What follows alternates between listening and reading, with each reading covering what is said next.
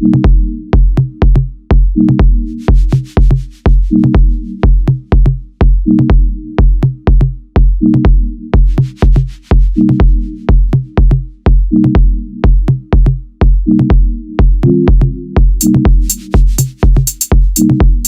are you? Well, I'm good. Yeah. oh, wonderful. Well, it's been probably about a year since we spoke. I know. I guess so. Right at the beginning-ish of the pandemic. Yeah, and I thought to myself, everything has changed so much. I'd love to check in again and get your take on the styling industry and the market itself. Certainly in Australia, we're still in lockdown, so the pandemic is still an everyday consideration for business owners. I know in the States you guys have had a bit more freedom, but I thought, what a great opportunity. So thank you so much for chatting with me today. Yeah, absolutely. So tell me, I recently watched your announcement video on YouTube, which I guess heralded a new phase of business for you, right? Yeah. I mean, it was a long time coming, but yeah, it's finally got done. Yeah. How long have you been running the School of Style with Luke for? We hit our 12th year before I exited. Wow. And so for people that haven't watched the YouTube video, I'll get you to explain, but essentially you've decided to focus 100% of your energy and efforts on your own styling business and programs, right? Yeah, I'd been with School of Style for 12 years, and it was just time for a new chapter, like as much as I've enjoyed my time there, it's just time to move on, focus on my mission to help women. And my business has evolved since then, and it's been pretty cool. Yeah, you mentioned in your sort of chat that there was an evolution yourself. As you were taking, I guess, a beta group of clients through your new program, Beyond Style. Yep.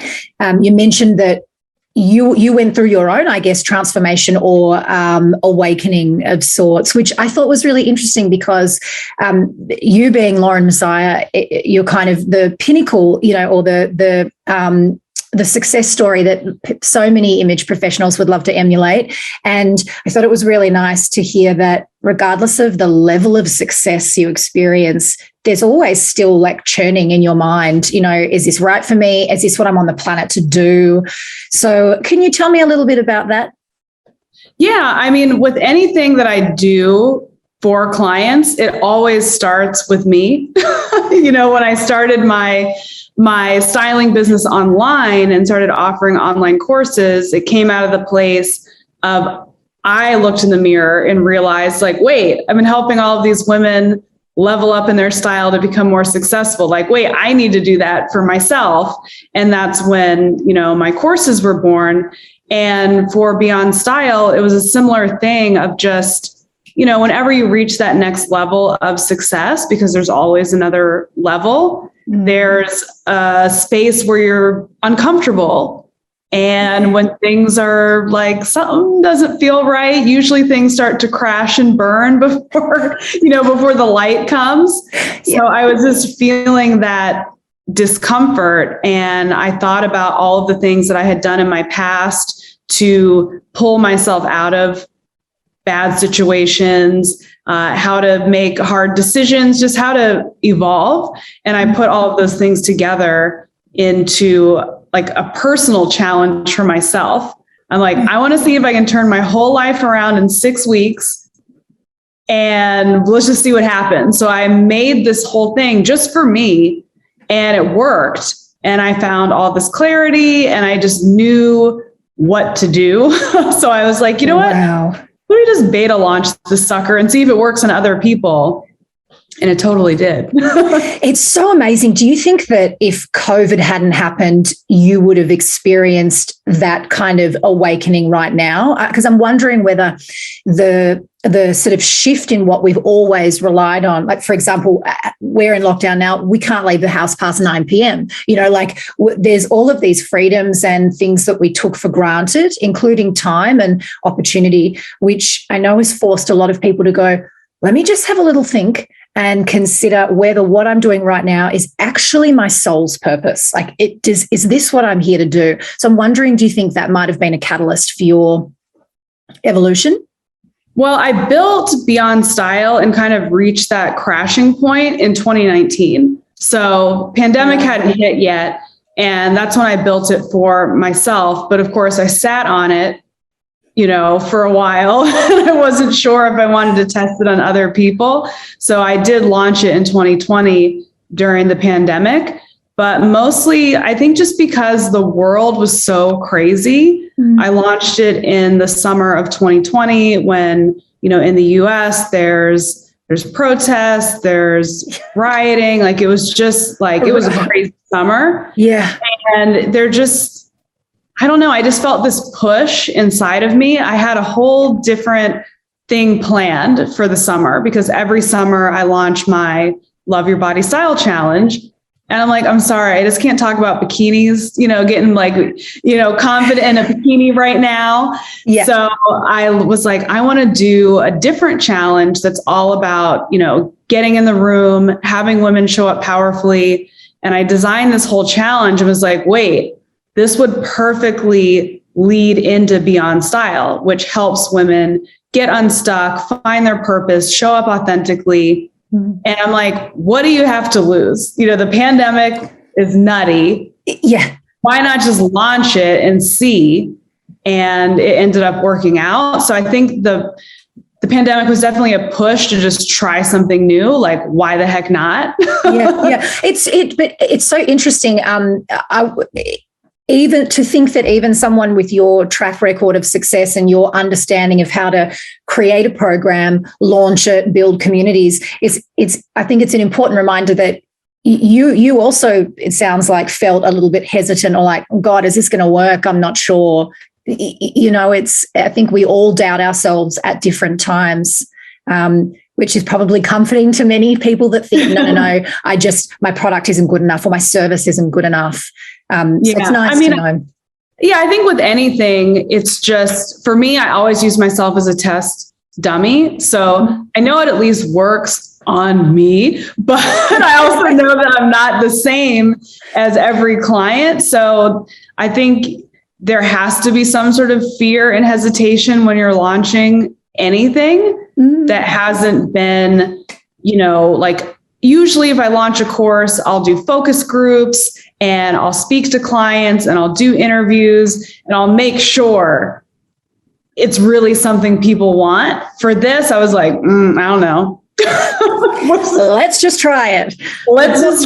So it's a great climate for that. I think the conversations I've been having with stylists are very much like, guys, the world's gone mad. This is a great time to try something new and be brave because I think the sentiment is changing. And another question I really wanted to ask you, particularly because of your success with launching large, like one-to-many group programs, I'm fascinated with what the market wants right now. Do people want to work in a group or do they want to work more one-on-one to get that sort of like relationship going? So can you share your thoughts on the kind of the allure of the one-to-many group coaching model, which nearly every image professional feels is a natural, step forward versus what you think people want right now?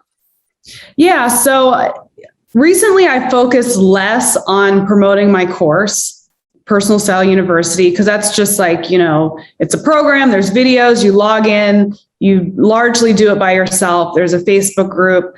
I haven't publicly launched that in a while, and I've focused more on my membership and now, of course, on the group coaching. And what I've realized is people want community. Like, they want community. They don't want to do things alone. And sometimes people need the extra push. So the group coaching has been great because they're making friendships with each other. I take like 15 women tops, and they're making friends with each other, and they're doing the work, and they're building friendships, and they're actually getting better results because they've got accountability from me and from the other women. And for the membership site, which of course is less me interacting with them, there's a lot more women in those communities, but I'd never take it away. My finance team is like, your group coaching is much more profitable. There's less overhead. Like, let's do more of that. Like, maybe you should think about shutting down the membership because there's a lot of upkeep that is required. Yeah. But I'm like, I can't, because the community that has been built, the women just love it. Like, they just love it. So I'm like, that could just do its thing. It's just like, don't worry about it, finance team. But people, I think, especially now, they want to interact with other people and share stories and share experiences. So it's been less appealing to just throw someone in a course. Of course, I don't do one-on-one styling or one-on-one anything anymore. But I think people like the togetherness. Definitely. People. Yeah. And it's interesting that you say you take 15, and I wonder whether that's the variable that's the most important. Again, when a stylist thinks about launching a one-to-many group program, I guess the initial thought is the many people I can pack into that program, the better, because they think, okay, well, great, that drives revenue. But it's very hard to create connections and accountability and make sure everyone feels included, no matter what type of personality type they are, if you have a huge amount of people. So do you think 15 is that sweet spot for you? I'm considering trying to push it to maybe 20. I think that would be the highest I would go. But so I did my first launch in 2020 and I capped it at 15 women. There's way more than 15 that wanted to get in. 15 was perfect. It was genius. The second time I launched it, I didn't do a real launch. I just opened it up to the people that couldn't get in. Yeah. And we had a group that was smaller than 15, and everyone still had a wonderful experience, but the magic, because I felt the magic of the 15, it wasn't there when it was less than 15. So this last intake, 2 people signed up at the same time. So I actually had 16 people in it, and it was still great. So I'm like, I feel like possibly it could be 20, but definitely no more, because you want everyone to have an opportunity to share, to speak. You want to have enough different personalities where people can kind of form their little sub, cliques within the group. Yeah. Find your little tribes. Yeah. When it was smaller than 15, there's some people that are just not going to be fully engaged, with the Slack channel. They're not going to be vocal on the calls. And then someone who really is, and there's not enough extroverts for them to have their little moment. So 15 has so far been the sweet spot. I will try, possibly try to push it, but no more than 20. I think people will get lost. It's so interesting. And I know these are questions I didn't send through, but now when you're talking, I'm like thinking of all this stuff. But I would imagine then that for image experts that are starting out in their career, or actually it's irrelevant where they are, if they're wanting to create some sort of group program and they think, okay, well, 15, I understand the methodology there and the benefits, but then I guess I'm wondering if they'll do the maths in their head and think, well, this is how much I want to earn annually. So I now this is how much I have to charge, and I have to run it X amount of times. So I guess, and this is probably not so much even a clear question as just ramblings, but it's interesting, how you then work out from a commercial perspective what to price your group program for.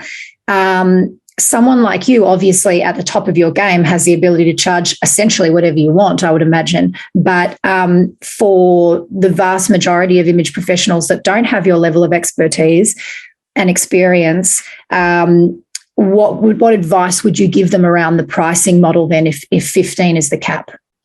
Yeah, well, you definitely want to think about your earning potential. It's definitely not something that I recommend for rookies, to have, like a group thing, because you can't duplicate yourself. I mean, you can, if that's going to be your model going forward. If you can only take 15 and you're going to start training and hiring other stylists to work under you so you can have multiple intakes at one time. Mm-hmm. But again, you have to get volume in, and you have to be able to convert people, and you have to know how to sell. Mm-hmm. So for me, one of the great things that people can't really see on the outside is when I bring this group of women together, after it's a 6-week program, after 6 weeks, they're like, no, it's not over. Like, yeah, no, like, but let me go. Yeah. When we get to week 3, inevitably they're like, please tell me there's something after this. So I do have other group programs that come after it. So I can, keep the lifetime value of the customer, and they want it. It's not like, oh, let me think of something else so I can get some more money. Like, they don't want it to end. Yeah. Right? Yes. So, but you have to think through the customer journey, because, what I do in Beyond Style, it's a lot of finding your purpose, finding yourself again. We all know that clothing is a symptom of a larger entity, right? Yeah. So if you're feeling stuck in your style, you're probably stuck in your life. I don't have to be publicly launching. I can still have this same group of customers that are like, please give me more stuff. Mm. So one launch, maybe the first hit of the launch, I'll make $70,000. And then the next I'm going to make another 90. And then the next, so it's stacked up. So you can essentially make, it depends on how much you charge, but you could have one launch that brings you $250,000. You can do that 4 times a year. You got $1 million business doing coaching, right? So it's not impossible to make good money. And there's other things to do too. I still have my membership. There's other ways, but yeah, I wouldn't make that your first step. So good. That was such a good soundbite. It's so valuable. And it really, one of the things I personally bang on about a lot is this kind of almost unconscious knee-jerk reaction we have, which is always to focus on finding new customers, new followers, new community members, instead of looking at the incredible revenue opportunities you have within your existing, already converted, love you already clients and customers. And so what you've just said verbatim, everyone listening, write it down and just do it, because that's exactly what you can do. And it just reminds you, I think, even on a personal note, to just not keep looking for the bigger, better stuff. Just, you've already got some people that said, hey, I trust you. I vibe with you. I've connected with you. You've got the opportunity to craft additional programs and services that will help them achieve their dreams. But also it means that you're not having to be stuck in a permanent launch mode, which I think is so overwhelming these days. It really is. I think that's been a huge lesson over the pandemic it's been great for me. Like, my life is slow now. I would always just be going, I just got back from a workout. So I did shower for you. I'm not fully dressed, but I at least showered, even though you can't smell me through the screen.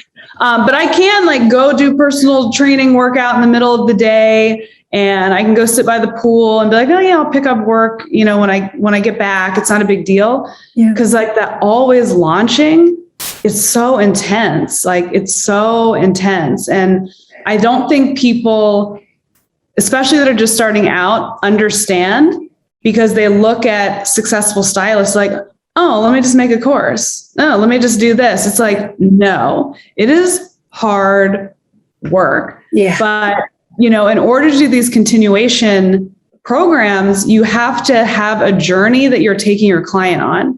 Yeah. You can't just slap some stuff together and be like, how about this? What about this? Yeah, right. So true. So true. So you've got a journey, the word implies there's a destination. It's not sort of just a we're ambling around. I don't even know if that's a word, like we're just wandering around randomly. So, and it sounds like, as you've said, you've tracked the sort of the emotional journey and the psychological journey of your clients from, okay, well, let's fix the clothing part first. That's probably the easiest first step. But then because that is symptomatic of a deeper barrier or block or challenge, how do I then work through all of those challenges to get to an end point? Which, I mean, for you to even know what that end point is, it means that you fundamentally understand who your ideal client is, would you say? Exactly. And that's what makes me so frustrated when I see, I hear you. I'm like, you have to be so tapped into why you want to do this for a living. And then you have to be so tapped into who you're serving. Like, I'm like, your why has to make you mad. Like, it has to make you mad if your client doesn't get to where you want them to go. Yes. You can't, one of my clients, she was like, oh, I know what her why is because we already talked about it, but she forgets because she's overthinking it. Yeah. So she's like, oh, it's, my weight and my body, it made me feel insecure. I'm like, I'm sure it did. And that does it to every woman. But unless like body image issues piss you off, that's not your why. Like, they piss me off and I'll talk about it. Yeah. It's a way to, relate to your client. But the thing that pisses me off is when women do not live up to their full potential. When they shrink down and hide, when they're insecure because of the way they look, when they're carrying baggage from when they're freaking 3 years old, that's stopping them when they're 43 years old. I hate it when people sit in an office and they don't want to be there and they want to make their own money and be free. Like, that drives me crazy. So that I'm able to tap into the emotional state of the client to say, I know that they're going to start here and I know that they want to end up here. And I know I can help get them there. It's so true. So I always say to people, what are you really in the business of? You're not in the business of shopping and putting outfits together.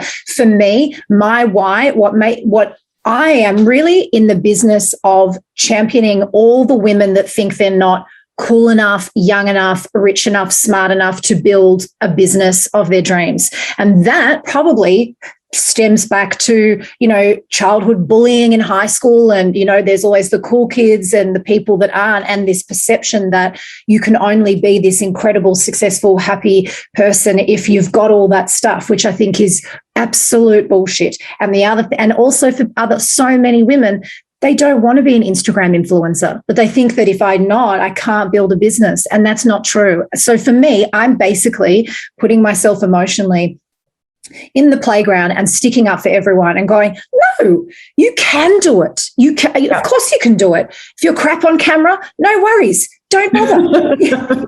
There is a way to market your business and there's a way to do it. And I'm here to help you. And it doesn't have to feel hard. It doesn't have to feel like a grind. There's room for everyone. And that emotion, that it gets me upset, and it also makes me cry, and it makes me excited. Consequently, you have these kind of heartfelt connections with people when you are working with them, because you're seeing the pain. The vehicle that I use is marketing, but it lets you have genuine connections with people. And that is what we're really on the planet to do. Yeah.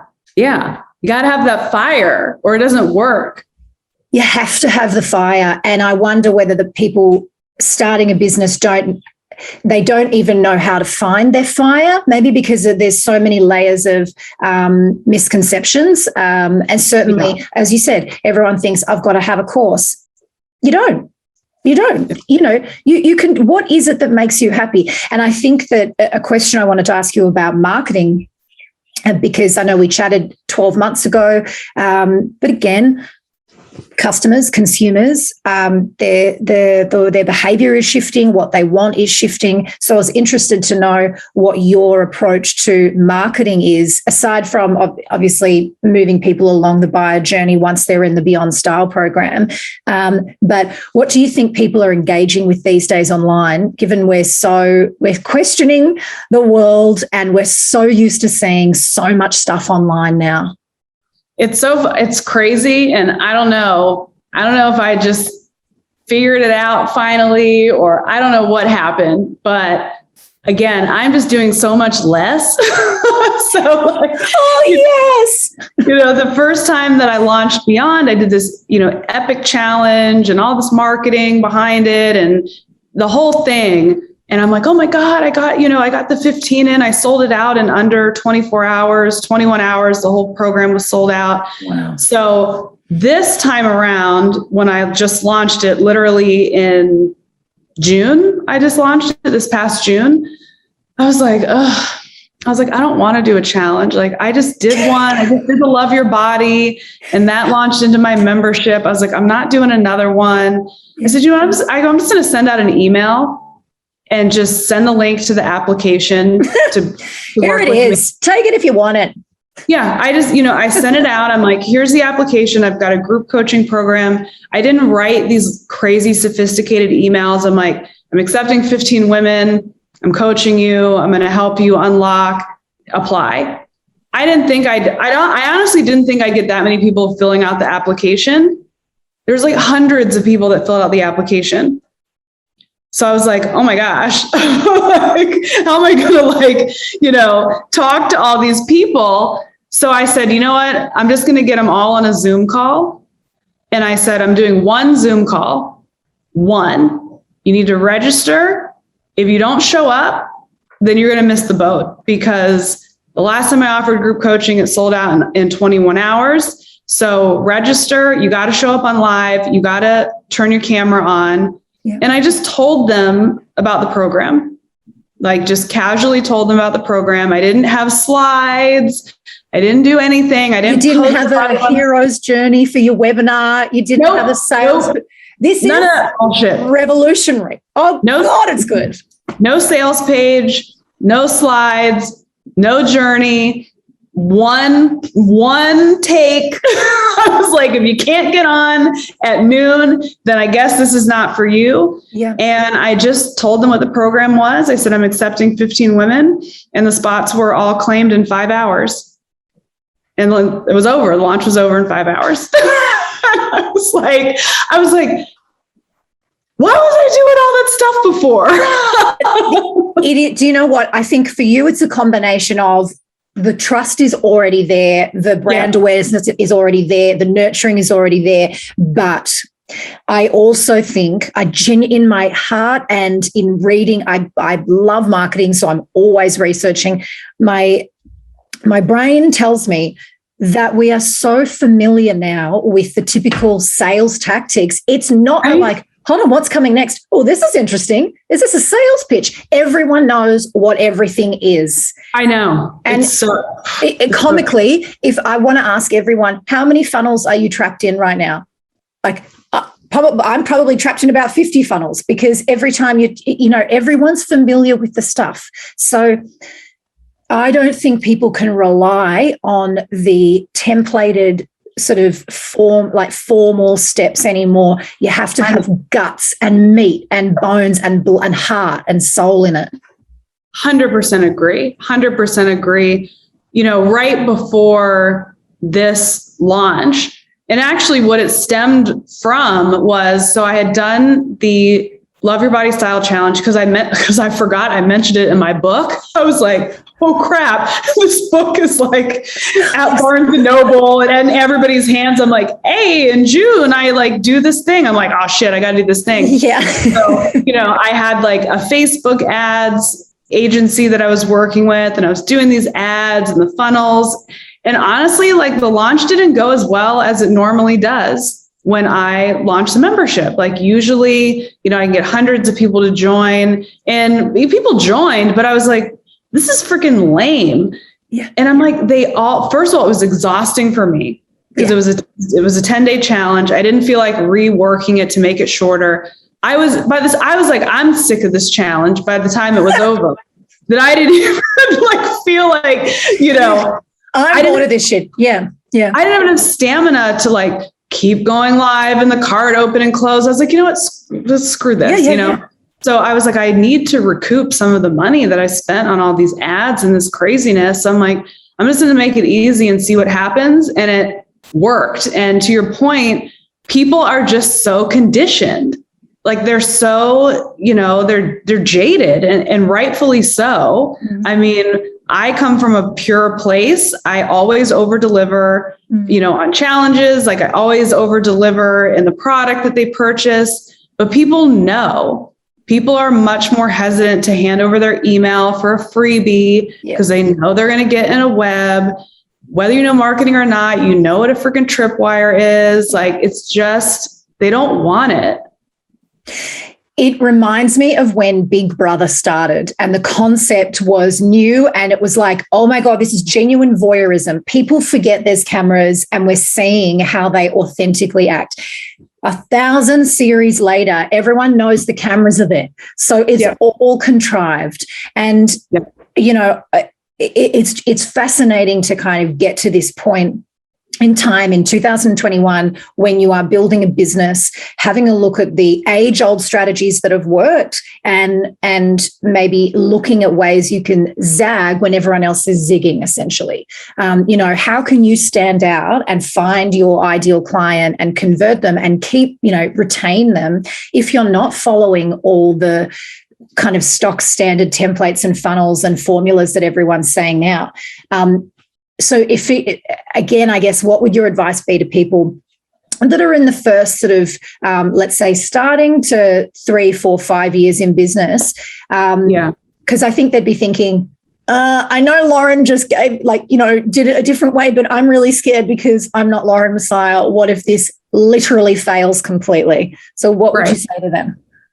Well, first of all, get used to it. You're going to fail. You know what I'm saying? Like, you will. Yeah. Yeah. Just like go ahead and prepare, just go ahead and mentally prepare yourself. Like you're going to fail 100%. But I think from the very beginning of my career, I always followed my intuition and I never followed an exact cookie cutter marketing template. So even like my biggest heroes in like online marketing and my mentors and coaches, I never followed their stuff because like I knew intuitively that webinars weren't going to work for my audience. They just didn't feel authentic. So I never did those, which is why I came up with the challenge model. And then everybody started doing the darn challenge model. So it's like you have to really intuit. I think it's good to learn the basic principles of marketing, especially online marketing. You still need an email list. You still have to provide value in some sort of lead magnet. Like you have to create content. Like you can't not create content. All these women that I coach are always like, how can I do this without like being, I was like, you have to create content for people. You can. And that's a really important point. It's the difference between someone knocking on your door every day saying, you want to buy this iPhone? And you're going, I bloody well don't. Or someone coming every day and being like, here's something interesting I found for you. I noticed that, you've got a light bulb missing. There's a light bulb. Or continual resources that help inspire, because people just, we'd love them too. Both of us would love people to just buy stuff without us having to do any work, but you can't. And I use a relationship analogy. You go on a first date with someone, you can't ask them to marry you on that first date. It's weird. And it's in the same way that the standard buyer cycle, people are not necessarily ready to buy a product that's over, let's call like over $100 without some investigation and consideration first. So the content is unavoidable. But again, the value, I think people focus potentially more on the steps, like, okay, here are my emails and here's my webinar and everything, but they forget about putting the value in, which is the heart stuff. That's the What are you really here to do? And who is this person? And what do they really give a shit about? Yeah. I mean, I think the more you're tuned in with your own intuition, with the desire to genuinely serve, you know, like if you're tapped into that and like who you're serving, you know what to do. Like, yeah. I mean, it sounds, you know, like, oh my gosh, like whatever, Lauren, you're Lauren, but it's not that hard. We make it hard. Well, we make it hard because we want to be perfect and we want to have this thing. And it's like, just try stuff. Yeah, I agree. And I think the reason we make it hard is because we're trying to think of a billion people what they want. Whereas if I said to you, what does your best friend hate? What does your best friend love? What would make your best friend laugh? You know, like the way that you intuitively are scrolling through something funny and you tag your best friend because you're like crying, hysterical. You don't even need to explain it. You know. If I was then to think, what's going to be funny for 100 people? Don't know. I might end up going really broad. And it's the same with marketing. If you're trying to appeal to a whole bunch of people, it's hard. But if you picture a person in your head, that's why so many of us in marketing say, create like an avatar. Like you've got, the concept is create a human and create content for that human, not a crowd, because it's too hard. It is too hard. So I want to ask you a question about that then.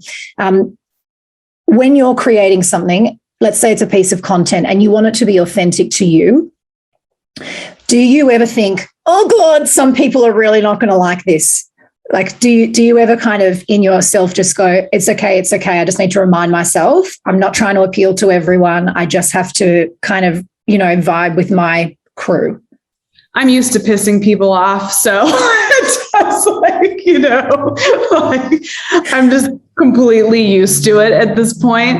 And I think that's something that other people should get used to as well, because in the beginning of my career, I'd have those moments of like, well, what if somebody like this reads the post and then like I just overthink everything. Yeah. And then you get enough negative comments, you get enough DMs of people trying to tell you how to live. You're like, whatever. I hope I piss you off. I hope I repel you. It doesn't matter. And the more you can think about the one person and the type of people that you want. And I think it becomes heightened when you do things like group coaching. I don't want any of those weirdos junking up my energy. Like I only want the people that get me. Yes. Because when I'm coaching, like I'm hardcore, like I will cuss you out. Yeah. And you need to be able to handle that. Yeah, absolutely. And do you know what? If they don't like it, there are other people they can go to. And I think this is probably one of the biggest barriers this is a generalization, women in business. We have been brought up as people pleasers. Like if I think about high school, you assimilate and you want to share the same opinions as everyone, because if you stand out, there's almost like a punishment for that. You're seen as an outsider. And I found myself I had to buy myself a book. It's called Confronting Conversations or something. I do not even have a bloody framework to have a conversation where I'm going to disappoint someone and maybe make them annoyed, because I've been conditioned to be like, is everyone happy? Is everyone happy? And, you can't run a successful business like that. So when I did this incredible course with a clinical psychologist called, the program was called the Method Mastermind. And one of the first things she said is, you should be disappointing at least one person a day. And I was like, I just couldn't. I'm going to vomit at the thought of it. But it is liberating. Really liberating. And when you do that as a business, like, as you've said, you're able to just think to yourself, what do I want to do? How do I want to run my courses, my programs, my promotion and marketing? By God, you must have a better day today than when you were doing, 50,000 challenges and lives and posts and everything, right? Oh my, it's almost weird, because you're like, I guess I'll go to the pool. Like I don't have anything to do, but my clients have never been happier. Like And I've never been happier serving. So I think that's important for people listening to know, like, you don't have to get it right the first time. And there's different versions of what right is. So, like when I was doing one-on-one styling, like I loved it until I didn't love it. Yeah.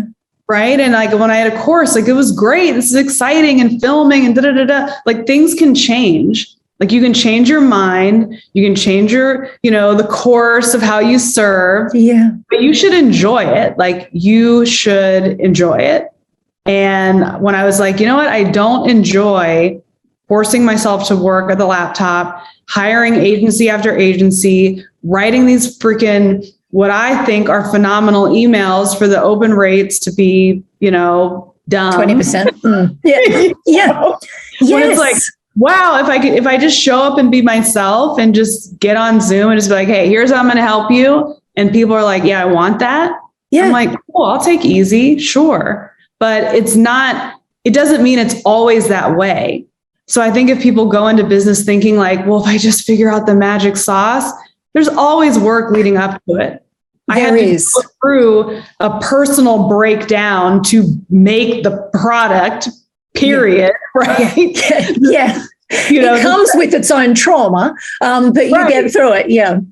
Yeah. And the second group that I had that I just tried to, market to the wait list and it didn't fill up the way I had hoped it would. I could have given up after that. Like, oh, the first time was just lightning in a bottle. It's like, no, you get up and you try it again.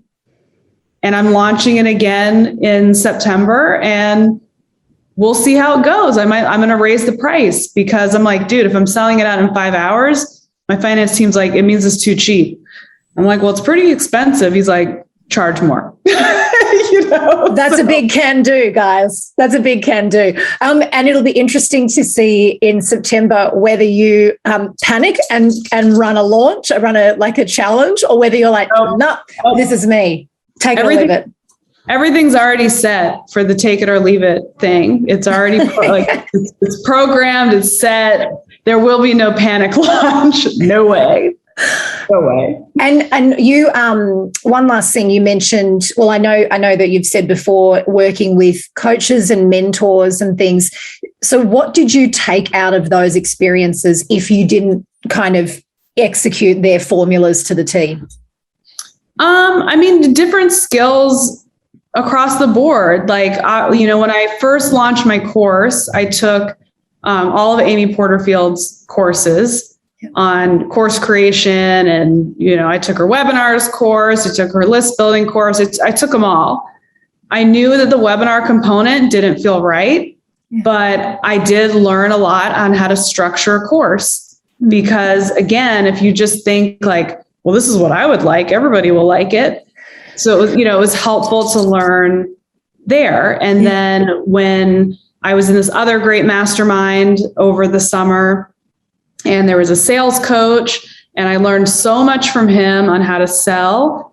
And some of his tactics, I'm like, those feel weird to me, but I still like to learn the principles behind why he's teaching me that. And you put your own flavor to it. But you have to have that confidence in yourself and in your business. And this is where, over my many years, I've made mistakes. I've lost money because I didn't trust myself or my intuition. So I'd get synced up with a Facebook marketing person who knows the perfect formula to get in leads and the tripwire and the da-da-da. And you're like, cool, you must be the expert. Freaking do your thing. Yeah. $35,000 later, you're like, what happened? What happened, guys? Yeah. So you got to learn. I love learning as much as I can, even if I'm not going to be the one to execute. So I have some sort of knowledge going in. Yes. I'm the same, but it's the micromanager in me where I'm like, I'm going to hire you to do the SEO, but I'm going to do a course at the same time so I can annoy you and just make sure that no one's pulling the wool over my eyes. Because that's a frustrating thing. Like tech and ads and stuff. If you're not an expert, it is very hard to know whether you're getting $35,000 worth of value. Yeah. I do the same thing. I wouldn't say I micromanage, but I at least know when someone's bullshitting me. And then I can be like, hey, wait a minute. It's the only way. Lauren, I cannot believe the nuggets of wisdom that you've shared today. I just want to punch the air. I'm so excited. I'm so excited because I think this is a really, really important time for so many business owners. This, and the COVID, I think, has really been a catalyst again because people's headspaces are changing, the way they interact online and engage with digital content is changing. And I'm thrilled to be able to provide, your advice and guidance to these aspiring stylists who I think would all love to know that no matter how successful you get, there's doubts, there's room for growth, there's changes, there's moments of kind of, oh God, I don't know if that's going to go well, and doubt. Everyone's just trying. And I think that's the most important thing. Yeah. You got to understand what entrepreneurship is before you decide to become one. The doubts, fears, testing, trial and error, it doesn't end. At least I haven't found the end of it. And every entrepreneur I know, there's no end. So know what you're signing up for and love the reason why you're doing it, and you'll be okay.